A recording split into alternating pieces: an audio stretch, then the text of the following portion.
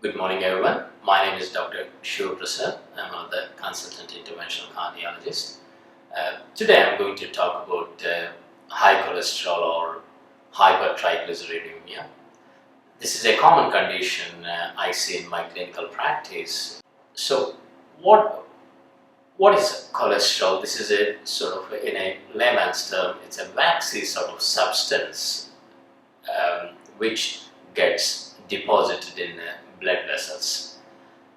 When it gets deposited in the blood vessels, it increases the risk of atherosclerosis or furring up of the blood vessels that lead to narrowings or blockages of the arteries that supply blood to the heart or brain, which ultimately can lead to strokes and heart attacks.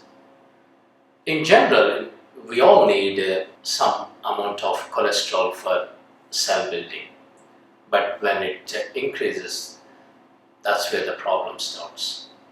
So why should we measure in the first instance or diagnosing?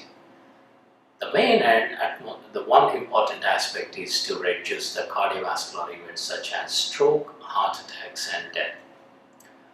And it's not uncommon, most people don't realize that cholesterol on its own doesn't cause any symptoms.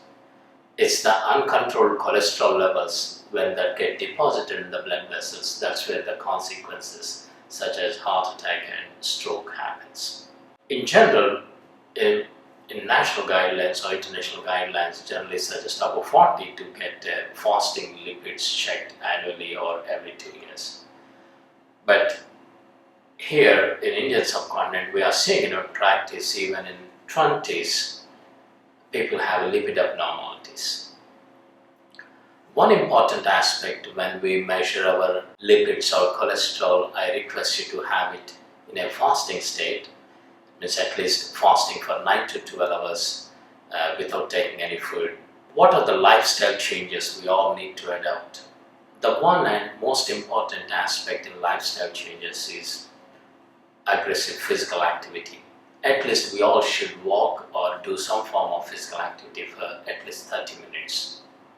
And there is a good evidence physical activity reduces your bad cholesterol LDL and also another form of lipid triglycerides. With regards to diet, obviously anything that has a high trans fatty content and saturated fats have to be cut down.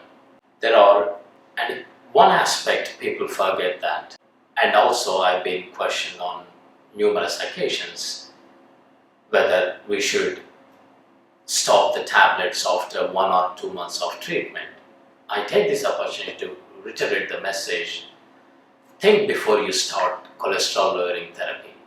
The first trial should be lifestyle changes, and if we are unable to control, then depending on one's risk profile, that means if someone has a diabetes, kidney disease or heart disease, stroke, those patients, they have to opt for medical tablet treatment certainly.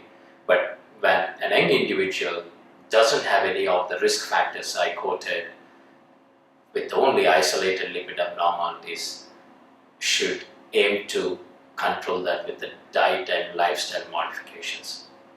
Despite lifestyle changes, should they need lipid lowering therapy, then certainly one should consider. In summary, I would request everyone to have a routine health checkup that includes fasting lipids and if necessary to see a clinician for further management. Thank you.